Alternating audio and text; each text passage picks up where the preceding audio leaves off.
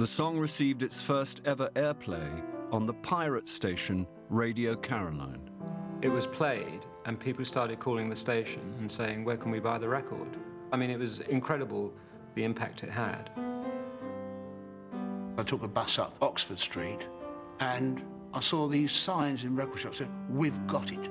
But it wasn't till I got towards the other end of Oxford Street and had passed 3 or 4 record shops that I realised what they were talking about was actually our record. We skip the light fandango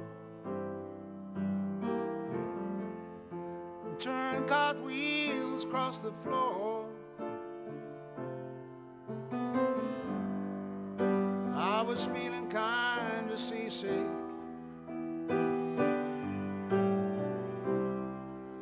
but the crowd called out for more. The room was humming harder as the ceiling flew away. Pirate radio gave a voice to all this, and because we were out in international waters, we couldn't be controlled.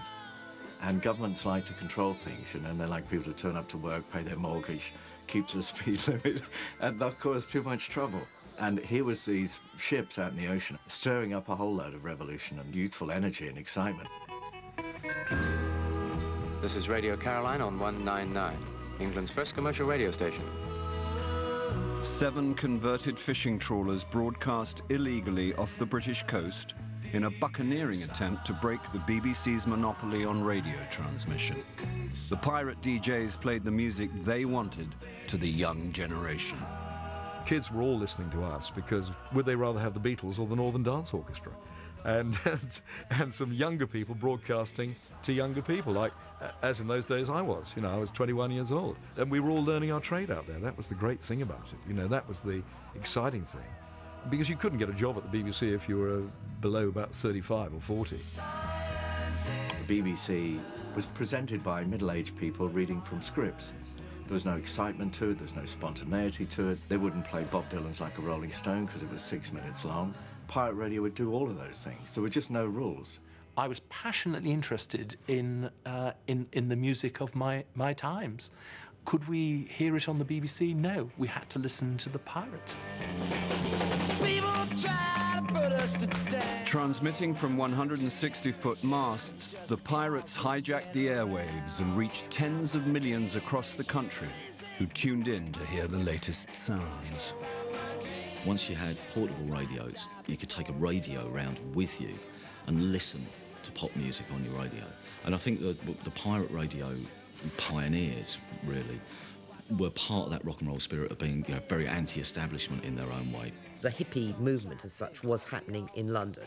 It hadn't really got outside London very much, but the music was able to spread it much further. As the soundtracks of youth and rebellion buzzed through the British countryside, the government became increasingly perturbed by the pop pirates. The ability to broadcast is such a powerful tool. You know, it's so threatening to a government that, you know, you're going to try and stop it.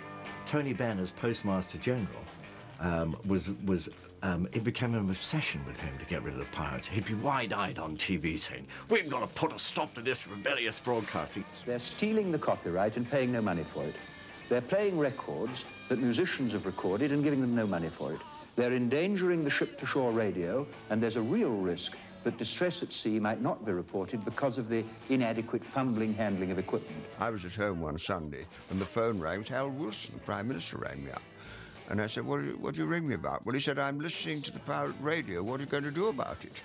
And then they produced an incredible bill called the Prohibition of Broadcasting Bill. And I said, I am not going to introduce a bill called the Prohibition of Broadcasting Bill. I'm just not going to do it. I refuse.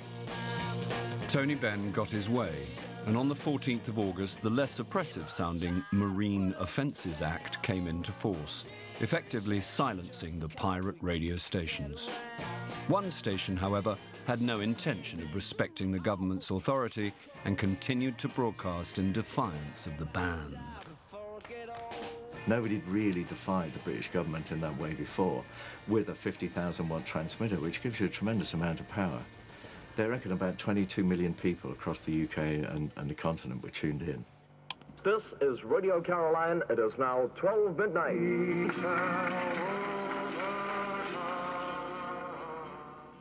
We want to say welcome to the new phase of broadcasting from Caroline. I want you to remember something. That is, a station that belongs to you and is right cannot ever be taken away from you. And there are a lot of people... We thought, what would be the first record that we should play to sum up the times of 1967, to sum up what Caroline stood for? And it was no contest, really.